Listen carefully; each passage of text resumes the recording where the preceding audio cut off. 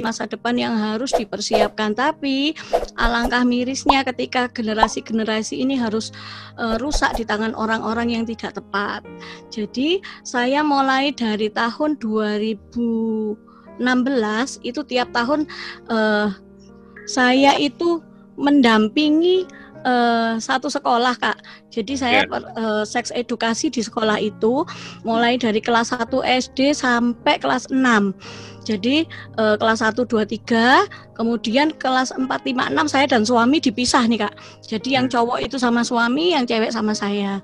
Nah, kami dampingi bahwa apa sih yang harus kamu lakukan ketika kamu di luar sana, apa sih yang harus kamu jaga tentang tubuhmu dan lain sebagainya. Nanti kita akan ikuti di slide ya. Tapi setelah 3 tahun berturut-turut ternyata guru yang ada di sekolah tersebut justru memanfaatkan kondisi itu dan mengatasnamakan saya. Jadi misalnya begini, sini aku mau periksa bagian tubuhmu yang dalam. Kenapa? Karena kan aku harus tahu, katanya Kak Rizka itu kamu harus percaya sama orang yang lebih dewasa yang bisa bertanggung jawab. Nah, saya kan gurumu, jadi boleh dong saya memeriksanya gitu. Nah, dan itu dilakukan oleh guru tersebut sama anak siswa laki-laki di situ. Nah, karena dia sudah berpikir bahwa oh kata Kak Rizka boleh nih sama guru yang dipercaya. Nah, ini guru ini akhirnya memanfaatkan dan 1 tahun berlangsung itu ada beberapa korban anak yang sudah dimanfaatkan oleh guru tersebut. Ketahuannya adalah salah satu anak melaporkan kepada kepala sekolah, kok saya dibeginikan ya sama guru ini. Wah, kepala sekolahnya kemudian bingung dan akhirnya mencoba mencari kebenaran, mencari tahu. Kalau kamu tidak mengaku, maka saya akan laporkan. Ternyata akhirnya guru tersebut mengaku, Kak. Mengaku, terus kenapa bawa atas nama Kak Rizka misalkan? Ya karena saya pengen menjadi ini, tapi dia banyak ngelesnya. Cuman akhirnya peristiwa itu tidak dilaporkan kepada yang berwajib ya, karena menyangkut nama baik sekolah mungkin, kemudian karena menyangkut nama baik kepala sekolah dan lain sebagainya. Demikian juga di beberapa SD umum yang lain. Jadi ada sebuah permainan nih Kak Nono, Bapak Ibu yang lain. Jadi ceritanya waktu itu anak kelas 4 SD itu main sweet. Nah, kalau sweet ini cewek cowok harus berlawanan. Kalau sweet yang cewek menang, maka mohon maaf ya karena ini sex abuse prevention.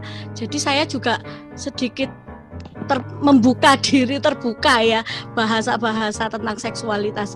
Nah, kemudian karena yang cowok menang, maka cowok ini boleh memegang payudara atau vaginanya perempuan, anak perempuan itu. Demikian sebaliknya, ketika ceweknya sweet menang, si cewek ini memegang penisnya si anak laki-laki ini. Wah, ini akhirnya sampai ketahuan oleh guru setempat. Wah, ini kami butuh dibekali nih seks edukasi ini untuk anak-anak kami. Mulai dari kami tim itu mulai dari kelas 1 sampai kelas 6 kami bekali semua. Ternyata di saat pembekalan itu ada yang sering diperlakukan dari keluarganya, Kak, dari pamannya, dari tetangganya. Jadi hal-hal itu jadi biasa. Nah, sehingga kenapa kok kami bersama tim, bersama suami juga, ini sangat penting karena anak nggak hanya dibekali ilmu dan pendidikan, tapi lingkungan juga harus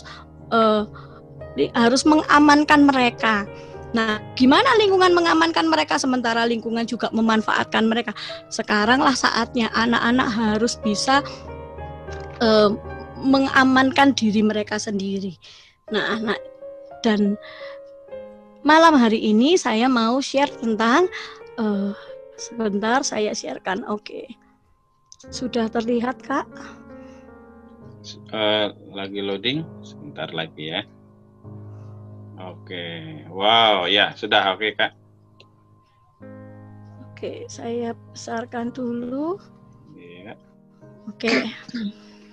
Nah, di sini adalah pencegahan pelecehan seksual pada anak. Saya akan sedikit memaparkan beberapa materi yang mungkin kita juga pernah dengar ataupun sering dengar, beberapa materi yang ada di slide. Tapi kita harus ulang kembali untuk generasi. Itu yang paling penting di pencegahan pelecehan seksual ini. Kenapa sih?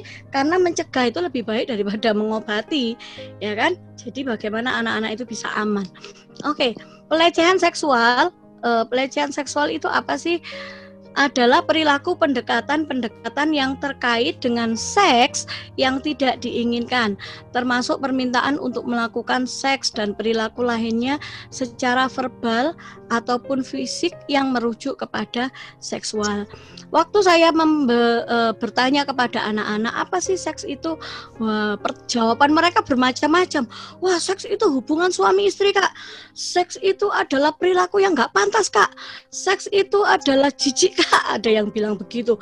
Seks itu adalah sesuatu yang dilakukan di sebuah ruangan dan nggak boleh orang lain tahu. Nah, saya cuma bilang, seks itu sebenarnya adalah jenis kelamin, laki-laki atau perempuan. Nah, ketika itu yang namanya hubungan seksual itu adalah hubungan yang dilakukan antara laki-laki dan perempuan, tapi setelah menikah. Nah, itu kita pahamkan kepada anak-anak. Jadi anak-anak nggak paham tentang arti kata seksual itu, seks itu sendiri. Nah, berbagai bentuk pelecehan seksual itu ada beberapa. Yang pertama adalah melihat anak secara seksual atau tidak mengindahkan privasi mereka. Jadi melihat itu aja sudah masuk dalam pelecehan seksual. Nah, biasanya orang lihat itu dari atas bawah, terus ingin tahunya lebih dalam, apalagi di area-area privasi gitu ya. Yang kedua adalah mengekspos seseorang anak kepada pornografi. Ini juga masuk dalam bentuk pelecehan seksual. Memotret atau memfilmkan seorang anak dengan tujuan seksual. Ini sexual grooming ini sekarang juga lagi banyak nih, ya. Jadi anak-anak disuruh tidak berpakaian separuh badan, terus dia foto, terus nanti diancam, kalau kamu tidak menunjukkan seluruh tubuhmu nanti akan saya sebar. Nah, akhirnya ditunjukkan tetap akan disebar dan lain sebagainya. Jadi di sini adalah sexual grooming ya. Kemudian yang keempat adalah perilaku atau komentar yang bersifat menganjurkan secara seksual kepada seorang anak. Misalkan ngomong terus atau menyiksa, coba pegang itu payudaranya itu nggak apa-apa itu, dan lain sebagainya. Itu termasuk pelecehan seksual. Kemudian pemerkosaan. Nah, ini Tempo 10 Januari 2019 ya. Jadi grafiknya kita bisa ketahui pelecehan fisik itu yang paling tinggi, kemudian pelecehan lisan, pelecehan isyarat, tertulis atau gambar. Nah, ini biasanya orang-orang menggambar gambar-gambar porno di buku gambar atau di bukunya, terus dikasihkan ke lawan jenis atau ke ini, terus diketawain sama-sama, ini masuk ya. Kemudian lingkungan kerja yang tidak bersahabat, ditawari imbalan untuk melakukan hubungan seksual, penyerangan seksual dan lain sebagainya. Ya, ini dari tempo.com. Nah, pencuri, ketika seorang melecehkan seorang anak, itu ia tidak saja mencuri uang bahkan rumah mereka, tapi sebenarnya ia juga mencuri hidup mereka. Sama, orang melecehkan seorang anak itu juga sama dengan pencuri uang, karena dia sudah mencuri hidupnya anak-anak. Anak-anak sudah punya rasa ketakutan, trauma dan lain sebagainya. Ya, jadi kasusnya gimana nih Kak? Ya, ketika dia hanya melecehkan, belum melakukan pemerkosaan, dan itu saja dia sudah dianggap sudah melakukan kesalahan, sama dengan seorang pencuri. Oke, mengapa kita harus melakukan perlindungan diri kepada anak-anak kita? Yang pertama adalah karena manusia itu berharga, kita ini berharga, anak-anak itu juga berharga. Kalau kita mau kita sehat di masa yang akan datang, maka kita harus melindungi diri kita, termasuk juga anak-anak. Kalau anak-anak mau menjadi generasi sehat di masa yang akan datang, ya kita harus melakukan perlindungan kepada anak-anak. perlindungan bukan hanya ngelindungi terus ditaruh di rumah nggak diapa-apain, tidak, tetapi juga mendidik, mengajari mereka bagaimana mereka melindungi diri mereka sendiri ketika bahaya-bahaya itu mengancam. Kemudian yang kedua ya karena Tuhan atau Allah menciptakan mereka dengan tujuan yang baik dan mulia. Mereka punya tujuan diciptakan. Seburuk, nggak sempurna apapun mereka, Tuhan pasti menciptakan anak-anak ini dengan sebuah tujuan. Dan tentu mereka tiba atau tinggal atau diam atau lahir di tempat atau di keluarga yang tepat. Jadi tidak salah, mereka ada di mana saja. Wah lale, kowe kok cek nakal ya, anak sopo aku mbien kok gak pengen anak koyok gini, dan atau aduh nak kamu kok nakal banget, ini anaknya siapa, saya nggak pengen, sebenarnya nggak pengen anak saya demikian, tapi kok sekarang jadi begini. Nah itu ya semua kembali lagi ke kita harus mendidik mereka, harus mengajar mereka. Nah oke, saya mau tanya nih. Kakak sekalian, bapak ibu sekalian, kira-kira kalau saya bertanya apakah diri kita ini berharga, ada yang bisa menjawab? Silakan bapak ibu bisa langsung.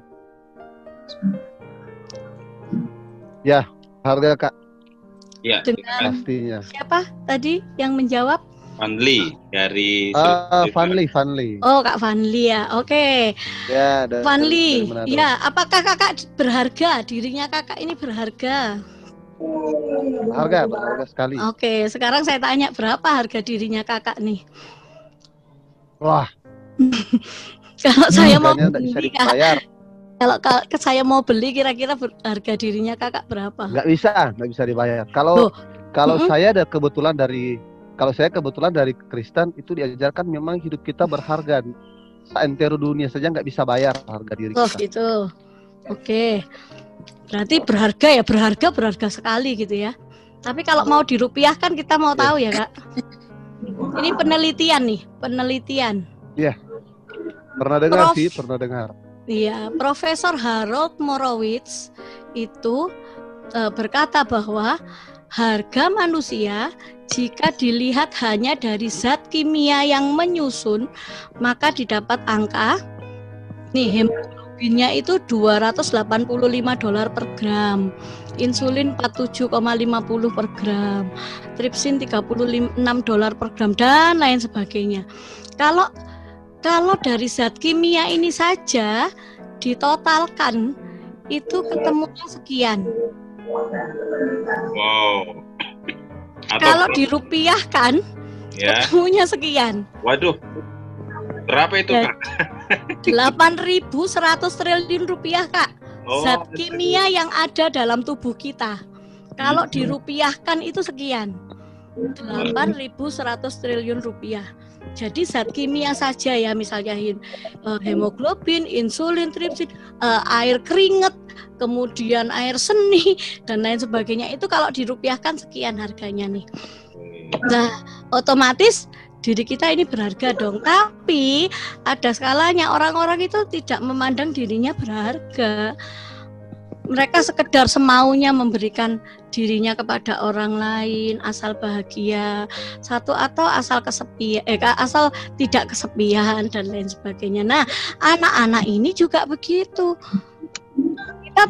Kita bisa melihat di mana anak-anak ini bertumbuh. Apakah mereka bertumbuh di keluarga yang baik-baik saja, atau mereka bisa bertumbuh di keluarga yang misalkan dari keluarga broken home, atau dari keluarga yang selalu melakukan kekerasan fisik dan lain sebagainya, sehingga mereka merasa diri mereka ini kesepian, mereka merasa tidak berharga, tidak diterima, tidak dicintai.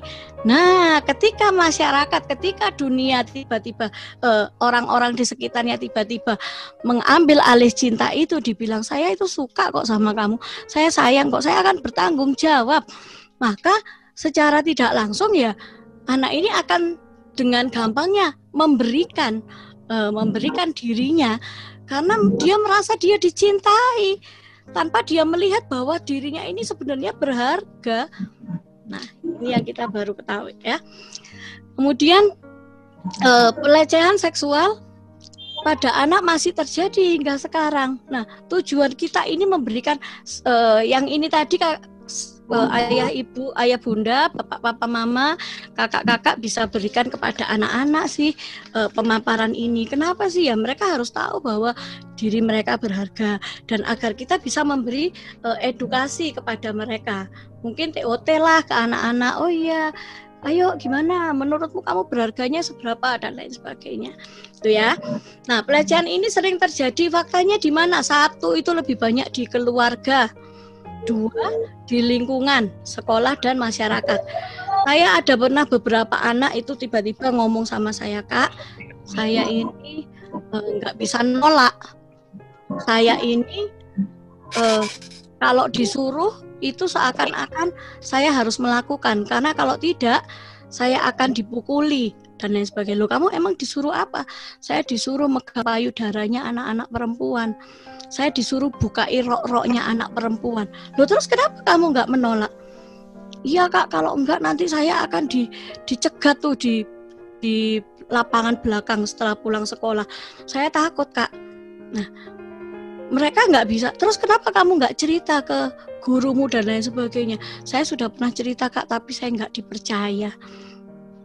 Nah, itu ya intinya, kita harus bisa menjadi pendengar juga buat anak-anak. Nah, pelakunya siapa aja? Pelakunya sebenarnya adalah orang-orang terdekat anak, keluarga, guru, teman. Terus yang kedua adalah predator seksual, itu di media sosial yang saat ini juga berkembang, dan orang-orang di sekitar kita yang mengambil sebuah kesempatan. Oke, nanti kita akan paparkan lagi. Nih, kasus-kasus yang terjadi. Dihamili, dibawa kabur, kisah Florencia Wijaya ini ya yang baru saja terjadi, kini diselidiki Polres Jabar. Ketemunya di Sukabumi waktu itu. Si Floren ini dipacari dari umur 11 tahun. Dia dipacari sama papanya temennya. Akhirnya dia dibawa pergi sama papanya temennya ini yang Wawan ini, dan ternyata dia melahirkan seorang bayi. Dan akhirnya sekarang sudah ketemu di Sukabumi yang saya dengar. Ya, jadi dia punya anak, anaknya sudah diserahkan ke orang lain juga katanya. Nah, ini kasus yang baru saja terjadi. Berikutnya adalah nih, predator seks anak di Sukabumi beraksi sejak 2018. Ini masih diselidiki juga dengan teman-teman Komnas. Predator ini alias Bang J mengaku mencabuli puluhan anak laki-laki dengan iming-iming belajar musik. Ayo tak lesin, gratis saya berikan les gitar misalkan. Kemudian wah, orang tuanya seneng. Wah, ada orang yang ngasih ilmu gitar gratis, anakku sudah ke sana.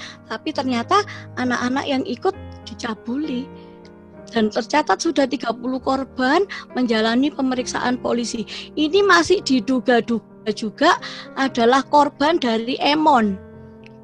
Jadi kalau di Sukabumi, karena ada beberapa korban dari Emon yang lalu itu sampai 100 berapa, yang aku cuman jujur itu hanya beberapa orang, tapi selebihnya nggak mau ngomong. Nah, sekarang mereka sudah menjadi pelaku. Ini masih dicurigai, masih dicari tahu.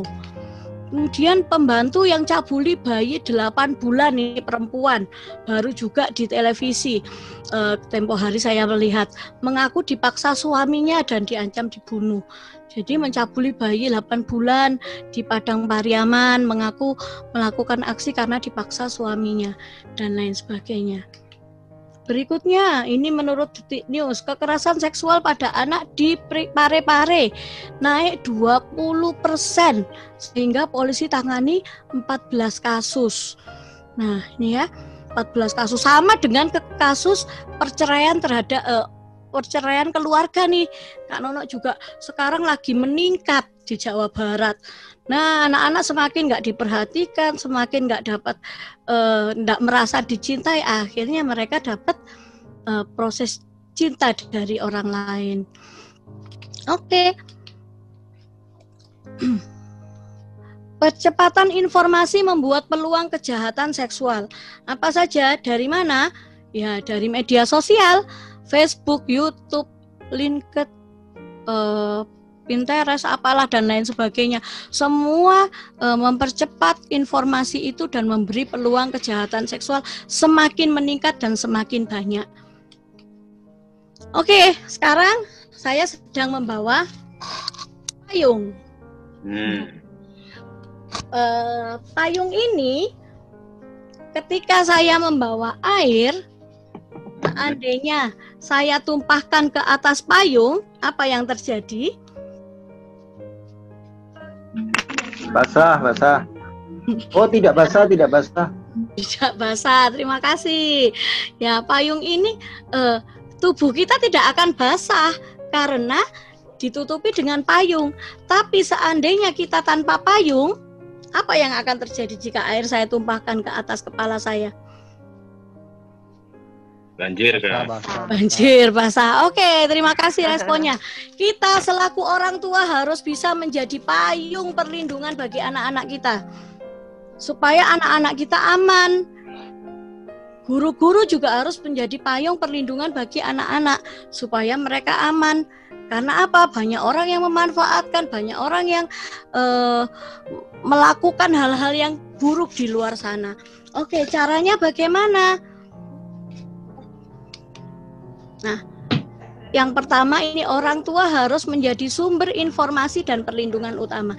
Saya mengajarkan kepada anak saya untuk mandi di dalam kamar mandi dan tidak keluar kamar mandi itu sejak umur 1,5 tahun. Jadi 1,5 tahun saya tidak membiarkan anak saya berkeliaran tanpa pakaian. Entah itu dia jalan keluar, sejak dia bisa berjalan 13 bulan itu anak saya berjalan. Nah, otomatis 1,5 tahun ini saya mulai menerapkan bahwa kamu harus mandi, persiapan pakaian juga di kamar mandi. Kita orang tua ini keluar sudah harus berpakaian lengkap. Itu 1,5 tahun. Loh, bisa toh diajarin? Iya, kenapa? Karena banyak rata-rata orang tua itu membiarkan anaknya keluar kamar mandi tanpa pakaian atau cuma celana dalam aja dan lain sebagainya. Bahkan sampai anak-anak besar TK pun juga begitu. Sehingga ketika dia di luar, ketika dia bertamu di rumah temennya atau di rumah sepupunya, saudaranya, mereka sudah apa ya istilahnya, terbiasa dan mereka enggak punya malu. Tapi anak saya enggak, umur 3 tahun enggak mau. Begitu saya coba untuk ayo keluar, enggak, pakai baju dulu mami, pakai baju dulu. Walaupun mungkin ngomongnya belum terlalu, artikulasinya terlalu bagus. Baik. Nah, seperti itu ya. Kemudian tidak menggunakan anak itu berpakaian yang mini, yang kelihatan ketiaknya, saya enggak mau. Jadi mungkin beberapa orang bilang, ih lucu banget pakaiannya, roknya mini, bajunya mini dan lain sebagainya. Tapi anak saya tidak. Saya punya orang tua saya ini punya teman tetangga, ya ini tetangganya punya anak cucu kecil itu dibelikan celana dalam. Celana dalam anak kecil itu kan lucu-lucu ya, ada gambar kelinci, ada telinganya dan lain sebagainya. Nah, si anak ini dekat sama seorang kakek tetangganya. Dia dibilang, "Lu 5 tahun. Kek, celana dalamku lucu ya." Kemudian, "Wah, iya lucu banget. Kamu punya banyak ya?" "Iya, aku punya banyak." Oke, sini aku mau lihat." Diajaklah si anak ini masuk ke rumah tetangga itu, si kakek ini.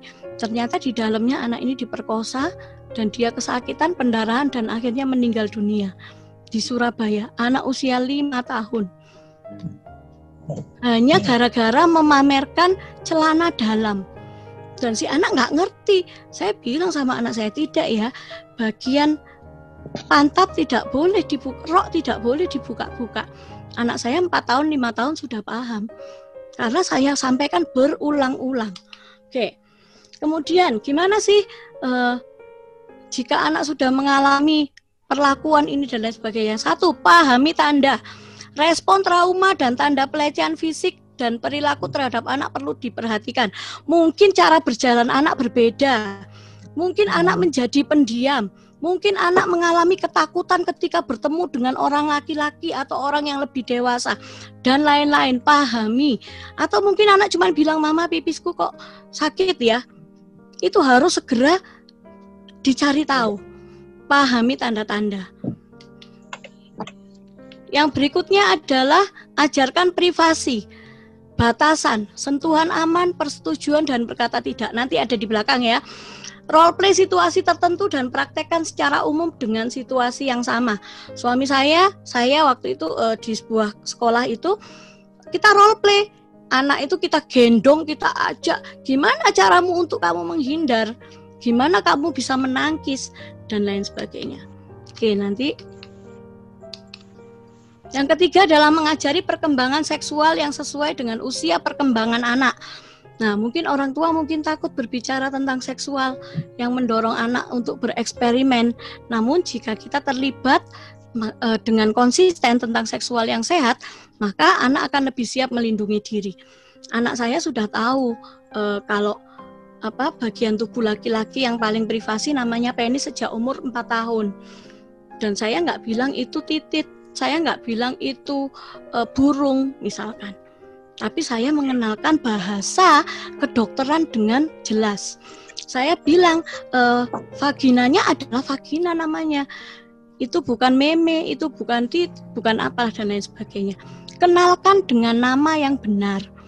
Kemudian cara memberlakukannya seperti apa. Oke, nanti akan ada di slide belakang. Berikan anak-anak kosakata yang cukup tentang seksual agar mengetahui tentang penyimpangan dan pelecehan seksual. Gunakan alat peraga yang dapat memudahkan, meningkatkan kemampuan. Contohnya, saya punya alat peraga. Wah, ini nggak bisa kelihatan ya. Ini namanya bagian tubuh pribadi.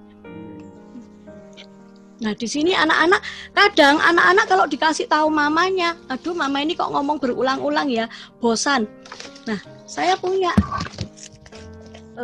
kartu bagian tubuh pribadi, kartu mimpi basah, kemudian cara melindungi diri, kemudian ada lagi tentang orang asing.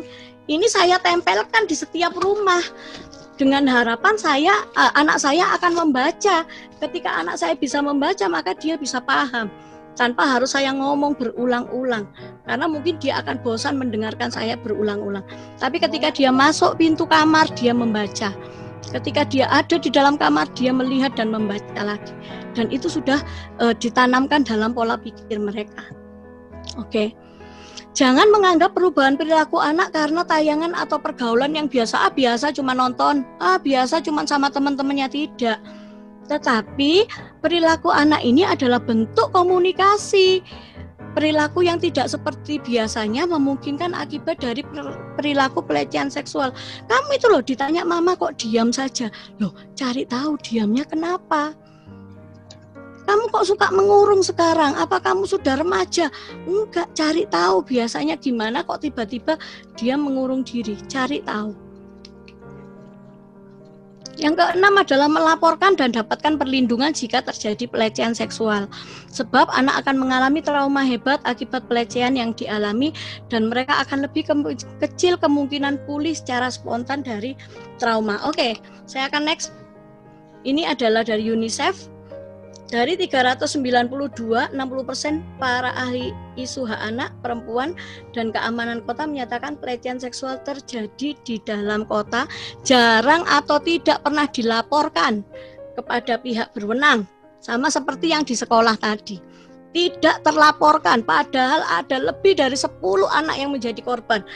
Saya bilang, kenapa tidak dilaporkan? Iya Kak Rizka, nanti sekolah kami jadi... Terus saya harus diam. Kalau saya diam maka saya ada menjadikan itu pembiaran. Tapi gurunya sudah mengaku kok, sudah begini. Kemudian ngobrol dengan orang tuanya. Akhirnya orang tuanya juga nggak berani ngomong. Ya sudahlah, nggak apa-apa, biar saja dan lain sebagainya. Tapi anak-anak ini butuh. Kita harus jadi suaranya mereka.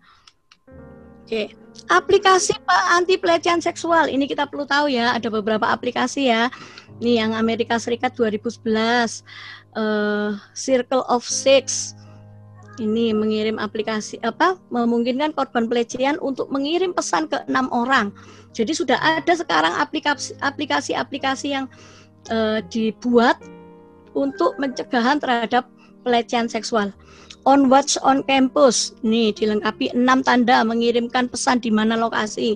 Tahun 2012 Kanada, Ini boleh dicatat ya, atau nanti bisa dibagikan Kak Nono ya. Oke. Pengembangan kehidupan seksual yang sehat bagi anak. Di sini saya mengajak orang tua atau guru atau siapapun, kita mau melatih anak-anak kita supaya mereka aman. Yang pertama, tidak menghargai anak seutuhnya. Jadi tidak mengata-ngatai anak. Kamu itu kok nggak bisa apa-apa. Temenmu kok lebih pintar dari kamu.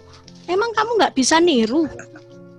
Atau iyalah, wong tubuh kamu itu pendek, nggak sama kayak anak yang lain. Padahal ini orang tuanya, misal.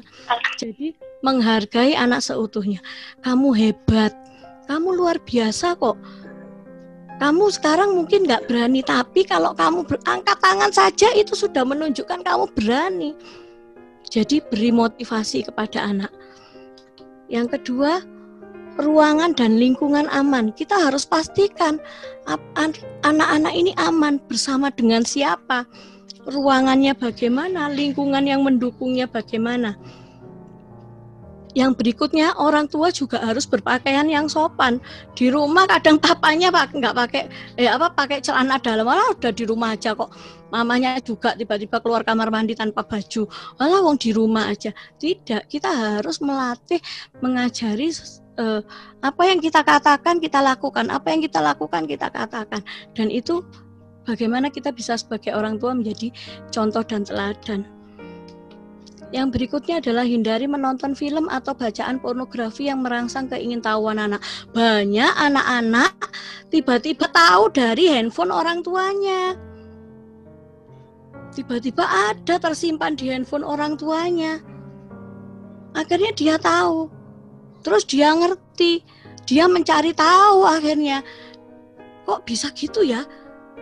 Terus sekarang apalagi musim pandemi, di mana-mana anak-anak bisa daring, orang tua membelikan handphone anaknya. Di situ tidak disembunyikan aplikasi YouTube atau Google yang lain dan lain sebagainya. Akhirnya anak cari tahu, itu akan lebih mudah, gitu ya. Kemudian harap tidak menyimpan konten porno. Kadang apa yang ya kita hidup sewajarnya lah, sama seperti orang-orang yang lain. Kita pun juga nggak usah nonton film-film porno. Loh, terus ya kan sudah ada pasangan kita. Jadi kita sendiri juga hidup sehat.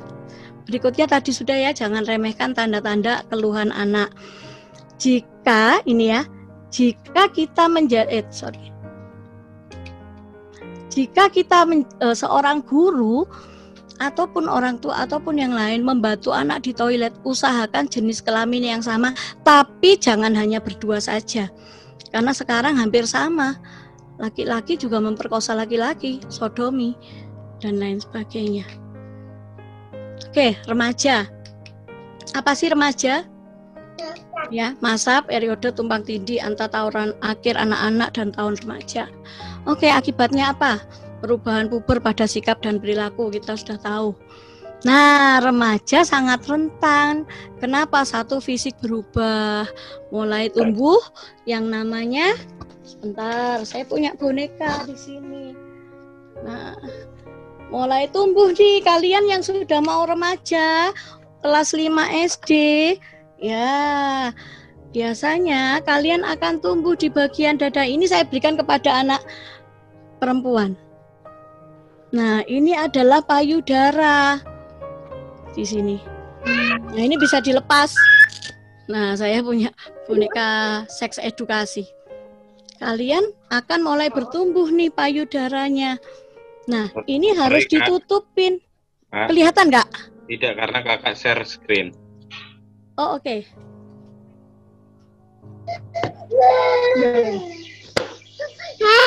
Saya top share dulu ya. Oke. Ya.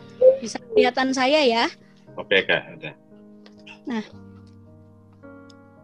ini bagian dada perempuan ada payudaranya. Dan saya harus menutupinya supaya tidak semua orang tahu. Payudara ini tidak boleh terlihat, juga tidak boleh dipegang-pegang orang.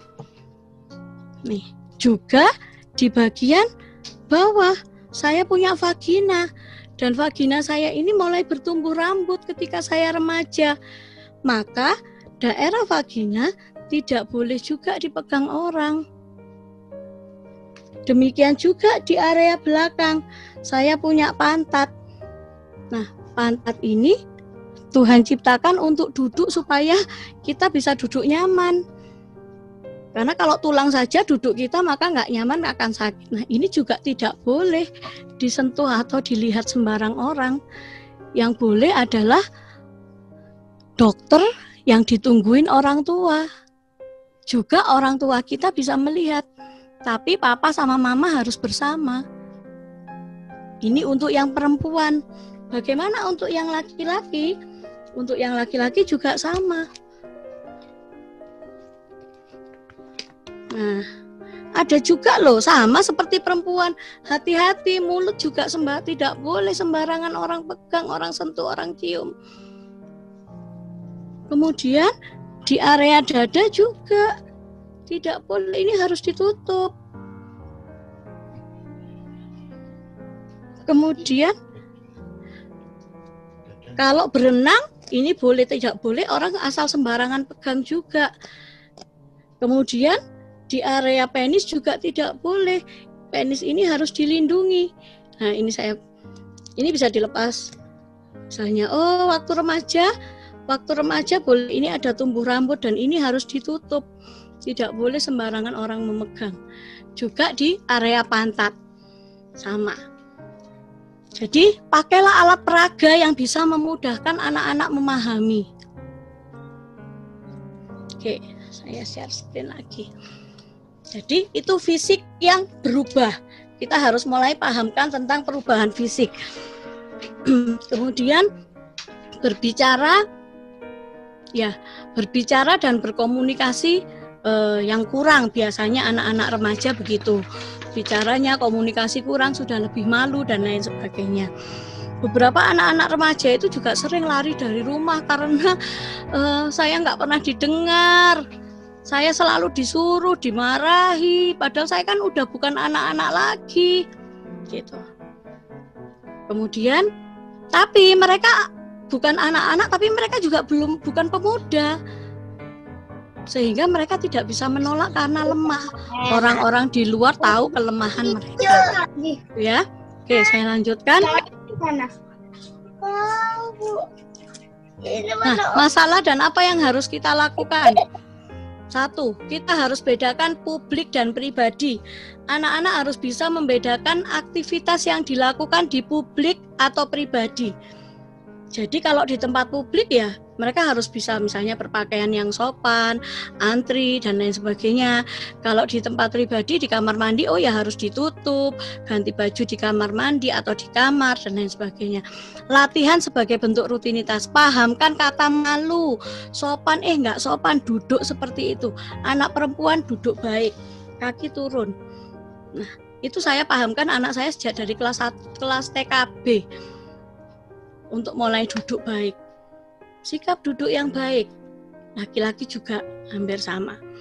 Kemudian penanganan tadi ya, visualkan batasan, bisa dengan gambar, bisa dengan social story yang tadi saya bawa.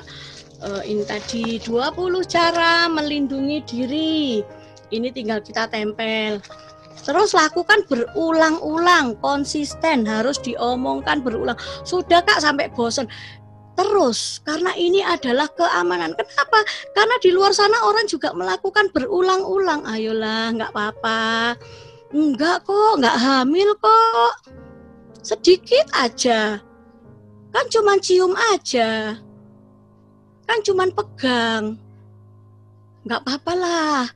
Lepas sedikit, dan lain sebagainya. Ya, mereka melakukan berulang-ulang. Sesuatu yang dikatakan berulang-ulang walaupun nggak benar akan menjadi kebenaran. Itu yang bahaya. Oke, sopan santun. Cara duduk, cara berpakaian sudah ya. Penanganan tadi, menutup bagian pribadi. Aktivitas kamar mandi harus selesai dengan di kamar mandi.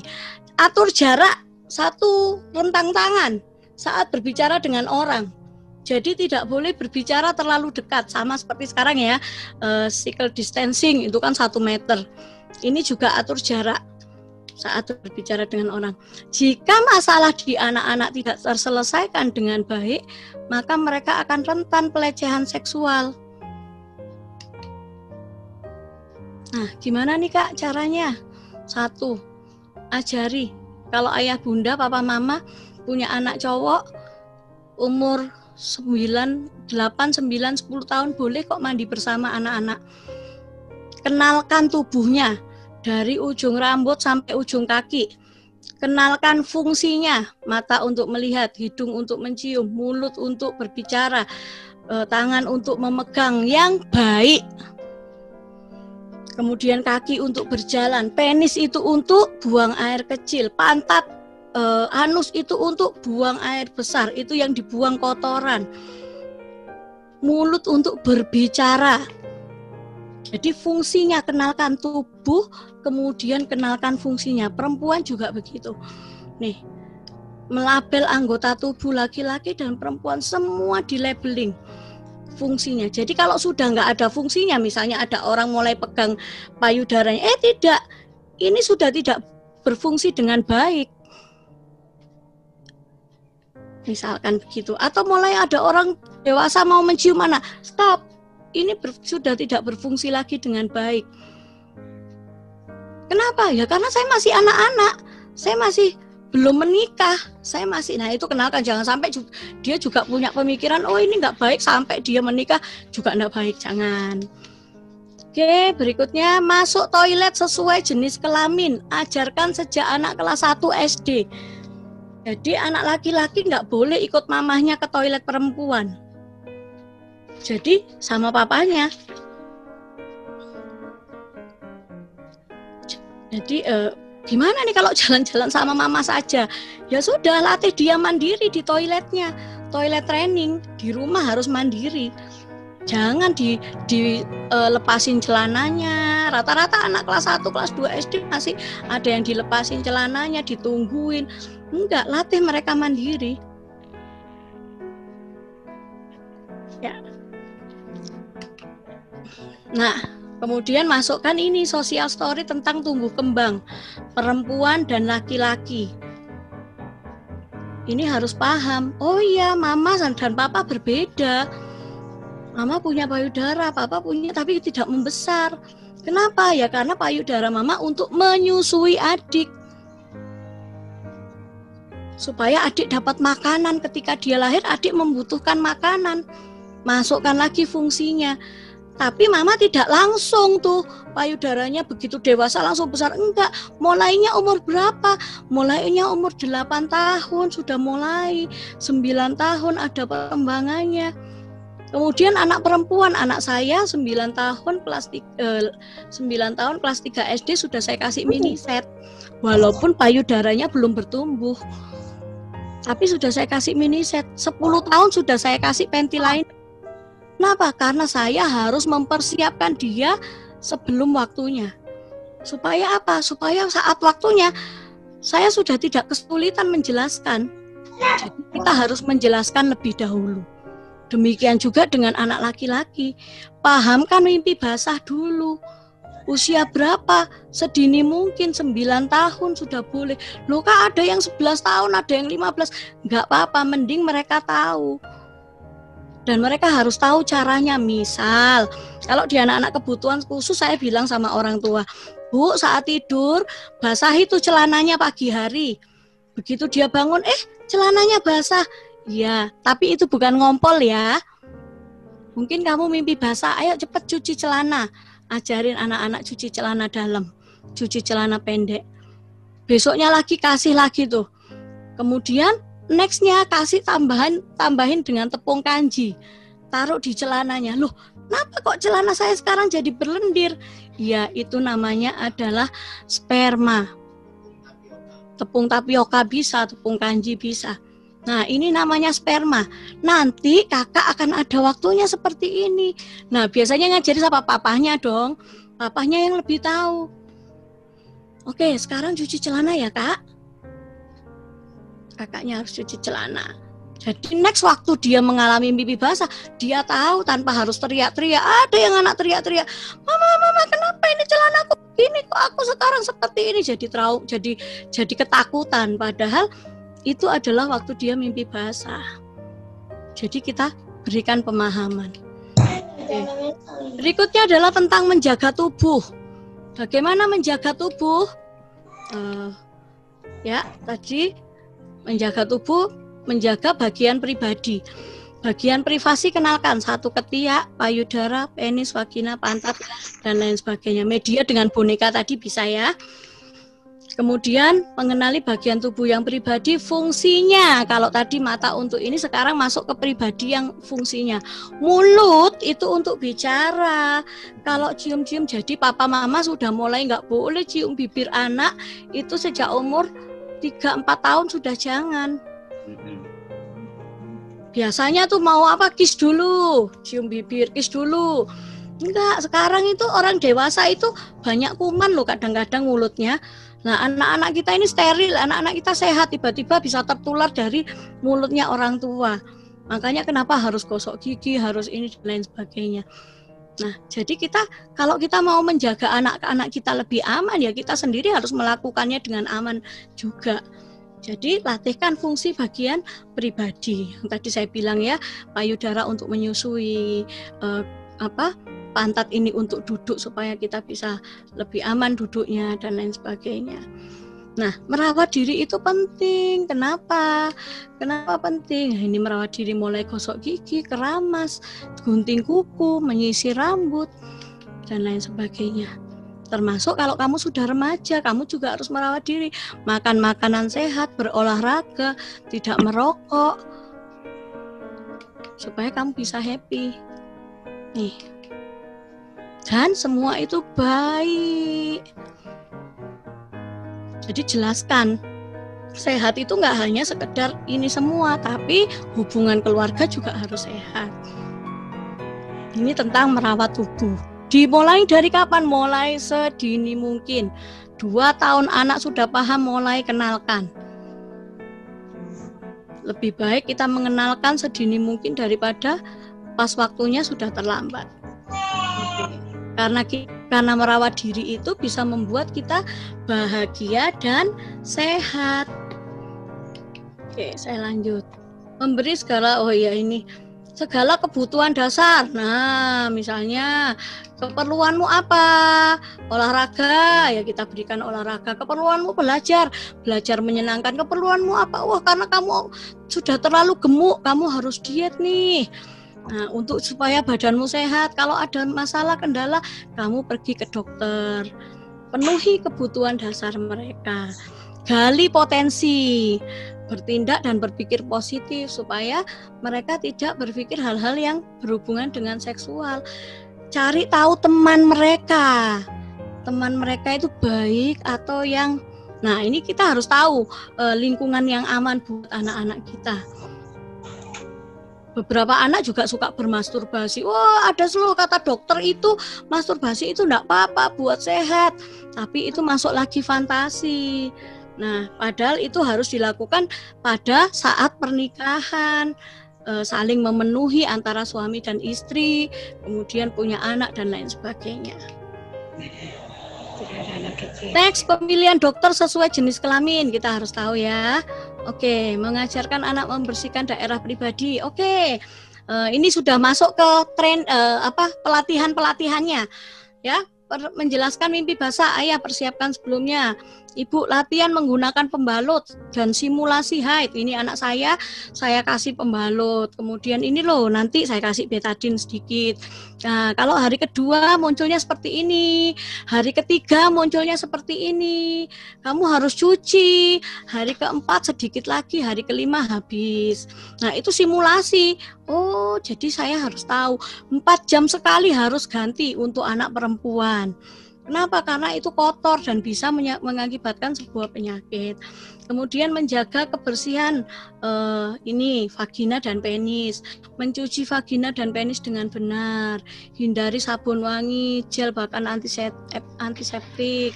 Setelah buang air kecil, mencuci setelah buang air kecil atau buang air besar. Kemudian ganti celana 4 atau 5 jam.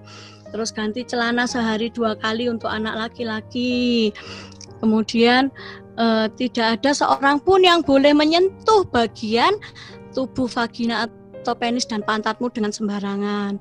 Jika perempuan sudah haid, maka ini harus diperkenalkan. Kalau sudah haid, kamu bisa hamil saat kamu melakukan hubungan seksual dengan laki-laki. Anak saya sudah tahu dari umur 9 tahun itu seorang bayi lahir dari mana. Jadi saya bilang, papa dan mama, papi dan mami menikah. Kemudian kami tidak merasa malu satu dengan yang lain. Kami tidur satu kamar. Dan saya jelaskan, karena dia sudah saya persiapkan sebelumnya, itu namanya penis, itu bertemu dengan vagina. Dan kemudian ada sperma yang keluar dan kemudian disambut baik dengan indung telur dan akhirnya menghasilkan sebuah bayi, dan bayi itu adalah kamu. Kamu itu hasil cinta papi dan mami. Ketika kami menjadi bahagia, kami saling mencintai, kami punya hasilnya, yaitu buktinya, yaitu siapa? Ya kamu. Terus gimana loh Mi, kalau ada orang yang ternyata nggak menikah, umur masih muda kok sudah punya anak? Berarti itu kan juga hasil cinta. Oh tidak. Setiap manusia yang sudah haid itu bisa hamil ketika melakukan hubungan seksual dan laki-laki. Tidak harus mencintai. Ada yang dipaksa, ada yang disuntik obat, ada yang merasa nggak senang. Ya hasilnya pun akan nggak senang. Anak itu akan ditolak, anak itu akan istilahnya dibuang dan lain sebagainya. Kamu tahu kan anak-anak yang dibuang di kali, di got, atau yang orang tua menggugurkan kandungan. Nah itu kita berikan pemahaman. Berita-berita nggak apa-apa mereka lihat, tapi kita dampingi. Ya, kemudian yang berikutnya adalah batasan. Nah ini jenis kekerasan dan pelaku kekerasan seksual pada anak usia 13-17, ini prosentasenya ya di indonesiabaik.id. Oke, teman sebaya itu berapa persen, orang nggak dikenal berapa persen, keluarga itu berapa persen, pasangan ini yang lebih pasangan ini berapa persen, teman sebaya ini lebih banyak. Oke, saya lanjut. Orang lain. Nah, pahamkan tentang orang asing. Siapa sih orang asing itu? Orang yang nggak kenal. Orang yang kita kenal di media sosial itu juga orang asing. Orang temannya mama atau papa yang nggak sering kenal itu juga orang asing. Itu tidak boleh sembarangan melihat dan menyentuh tubuh, baik kamu ke orang lain ataupun orang lain terhadap dirimu. Tuh. Kemudian pahamkan juga. So kalau ada yang begitu gimana? Tangkis. Kalau sudah nangkis lari. Nah, lari hati-hati, jalanan sepi. Jangan lari ke jalanan sepi, sama saja bohong. Jangan lari ke rumah yang kosong dan sepi. Itu juga bohong, sama aja kamu akan mendapatkan perlakuan itu. Jangan lari juga ke kelas yang kosong dan sepi. Jadi, larilah ke tempat yang ramai, yang dimana kamu bisa mendapatkan sebuah perlindungan. Itu kita ajarkan kepada mereka. Role play itu latihan. Orang tua latihan sama anak itu juga boleh. Terus anak bisa membedakan orang nggak dikenal dan dikenal. Perilakunya bagaimana? Batasi hubungan, tidak melihat atau memperlihatkan bagian tubuh.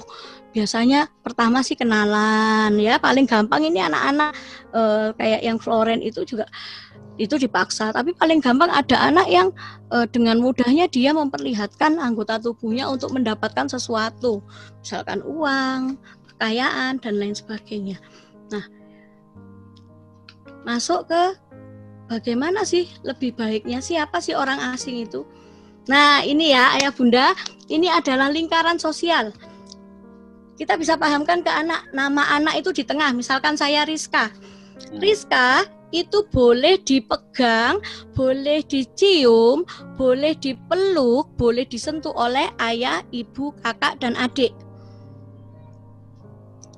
Terus kemudian gimana dengan paman, sepupu, dan bibi? Paman, sepupu, dan bibi boleh pegang bahu, boleh belai rambut, boleh gandeng tangan. Memeluk pun hanya sebentar, tapi harus ada orang tua. Itu paman, bibi, dan sepupu. Kemudian teman, sesepuh, tetangga. Nah, ini sudah hanya boleh menepuk bahu atau menggandeng. Jadi bahu itu ditepuk, sudah bukan dirangkul lagi.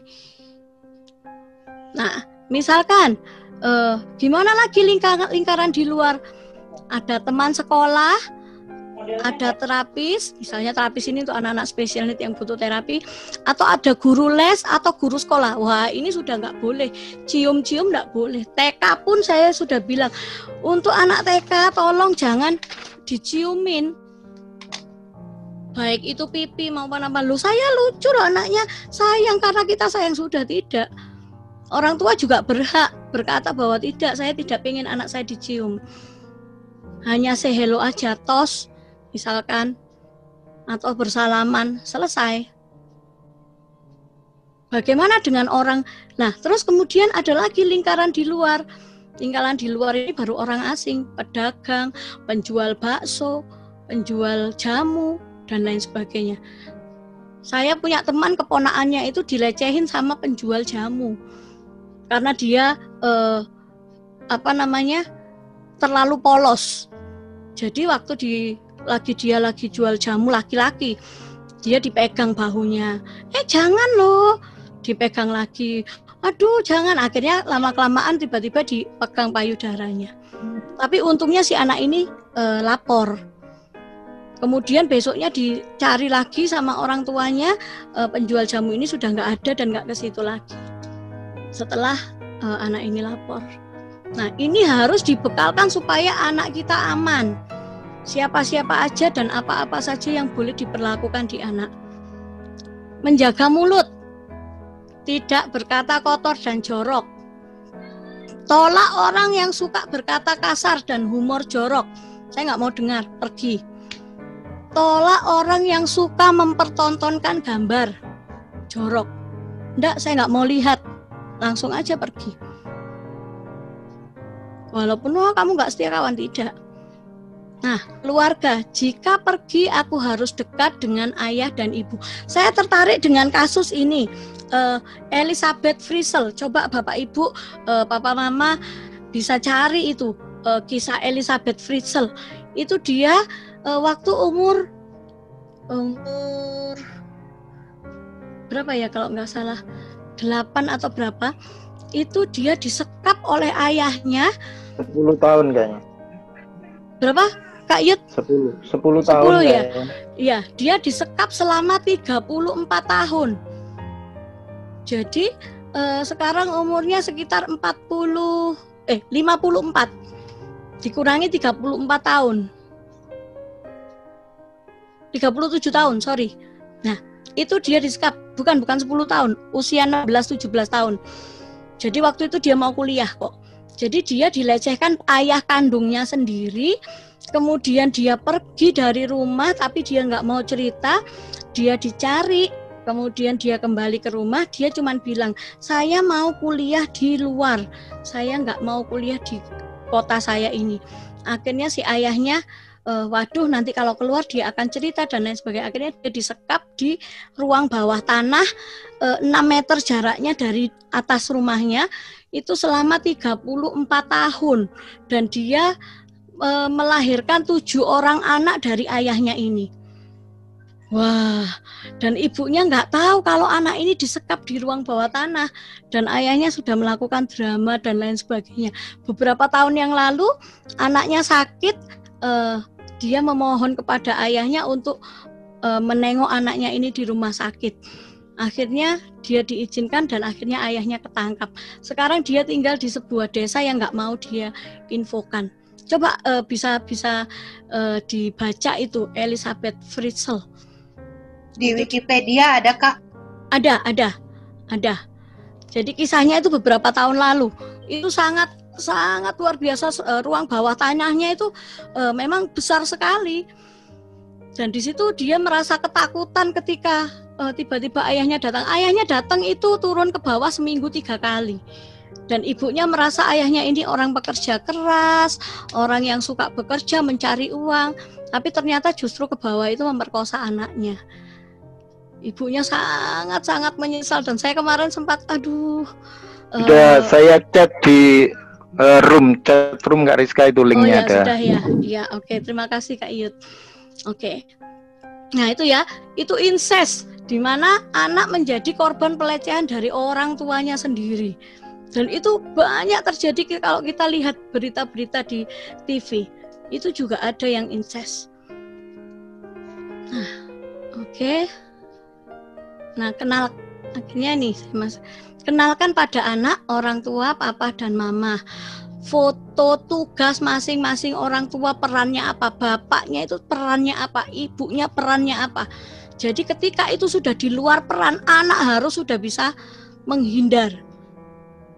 Siapapun itu, walaupun itu orang tuanya sendiri. Ya. Kemudian kenalkan orang-orang terdekat. Siapa saja sih orang-orang terdekatmu? Perannya apa? Fungsinya terhadap dirimu apa? Kemudian kenalkan orang asing, ini penjual, teman dari papa mama, orang nggak dikenal dan lain sebagainya. Ini juga harus dikenalkan. Oke, nah orang asing ini slide mau habis ya. Orang asing bisa jadi perempuan juga laki-laki. Kita harus pahamkan. Jangan menerima pemberian apapun dari orang asing. Entah itu permen, anak-anak ini tergiur mainan, permen, uang dan lain sebagainya. Tidak. Ini bohong. Ada orang yang baik, ada orang yang jahat. Ada orang yang jahat tapi berpura-pura baik. Apakah orang asing baik? Orang asing bisa saja berperilaku baik, tapi mereka juga bisa mempunyai maksud untuk menyakitimu. Orang asing itu berbahaya loh. Nah, ini anak sudah harus bisa memahami. Rata-rata anak sulit memahami perilaku baik dan buruk. Jadi mereka nggak tahu, mereka hanya imitasi, hanya niru temennya.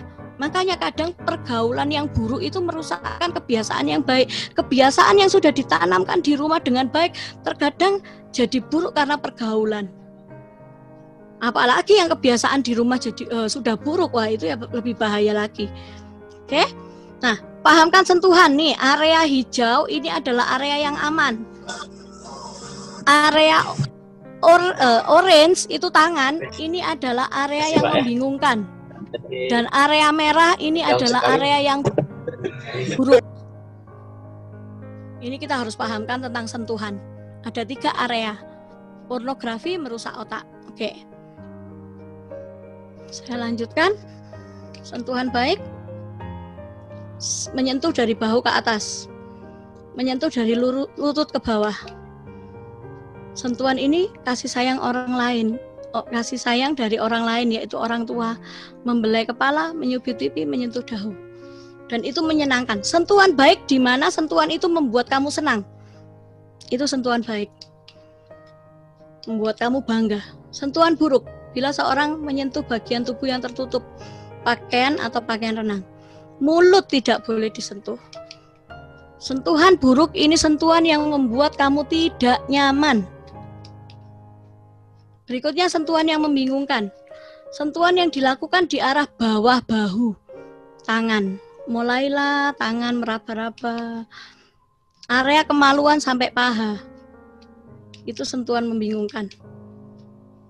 Saya kemana-mana, ini adalah kalung perlindungan anak. Nanti saya tunjukkan. Jadi ada beberapa kartu itu kita buat supaya anak tertarik. Oke, nanti di akhir saya tunjukkan ya kalung perlindungan yang saya pakai. Siapa sih yang boleh menyentuh? Orang tua kita sendiri, tentu pendampingan ayah dan ibu. Dokter saat periksa dengan didampingi orang tua. Itu yang boleh menyentuh. Rahasia, ada rahasia baik dan tidak baik. Katakan dengan jujur pada orang tua. Utamakan anak percaya. Jadi dengarkan. Orang tua harus belajar mendengar anak. Mendengar apa yang mereka katakan. Yang kedua, percaya dulu. Baik tidaknya anak ngomong, kita harus anggap itu adalah satu peristiwa yang harus ditolong. Ya, terlepas dari dia bohong, terlepas dari dia ini, karena itu anak kita. Jadi mereka harus ditolong. Yang kedua, kenali ekspresi dan perubahan perilaku. Kalau mereka mau nangis, mereka mau teriak, mereka mau marah, nggak apa-apa, silahkan marah. Kamu marah, boleh kok. Tenangkan dulu, baru kemudian tanya, kenapa kamu marah? Apa yang menyebabkan kamu jadi marah? Nangis, oke, tenangkan dulu, baru kemudian tanya, dengarkan. Kalau mereka nggak bisa, nah itu kita bisa bawa nih kita bisa konsultasikan ke Komisi Perempuan dan Anak. Pasti sudah ada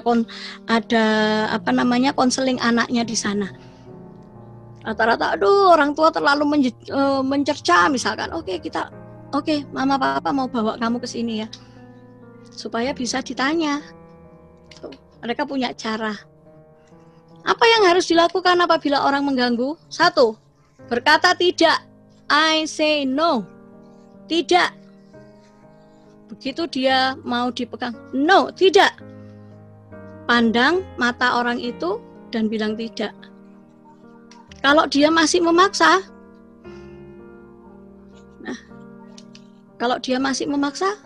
dia harus tangkis. Injak boleh kok, tendang boleh kok, tapi kalau kamu sudah mulai terhindar, kamu lari.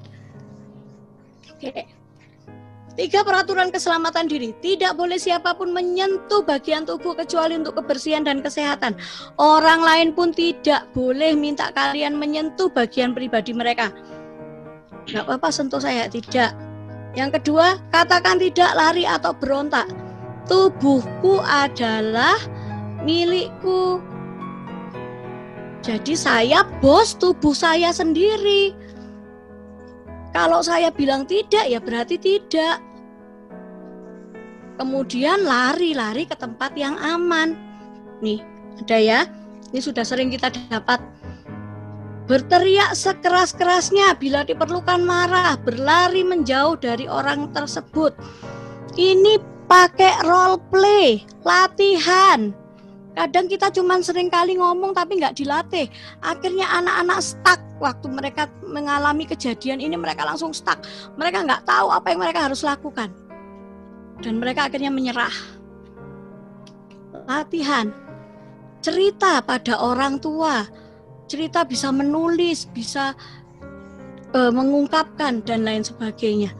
Jadi kalau anak-anak menuju remaja, sudah kita harus rubah pola asuh kita. Oke. Ajari tangkis ini ya, menangkis ya. Ajari menulis atau ngetik buku harian buat dia berekspresi. Tadi sudah ya. Lapor kepada siapa lapor? Orang tua, guru, kepolisian, dan lain sebagainya. Ya, oke, ini adalah kekerasan terhadap anak, pendampingan. Ini sangat penting. Sebelum kita mengakhiri, ini adalah titik-titik sensual. Setiap manusia memiliki titik-titik ini, tapi kita tidak tahu di titik mana kita itu sudah mulai merasakan sensual itu. Jadi misalkan anak-anak juga sama, mungkin saat kita pangku, mungkin saat kita peluk, tiba-tiba sudah mulai terangsang atau mengalami gairah sensual di titik yang kita nggak tahu porsinya di mana. Ini area belakang, ada banyak titik yang di X merah-merah, dan area depan. Ini saya dapat dari seminar perlindungan anak, seminar seks edukasi di Jogja tahun 2011. Saya foto, jadi saya nggak dapat filenya dengan jelas. Cuman ini kita tahu mana yang dicoret-coret merah. Ini adalah titik-titik gairah seksual. Ya, setiap orang ada. Oke, tadi ini sudah. Pantau lingkungan anak. Ada anak yang dilecehkan oleh sopirnya sendiri.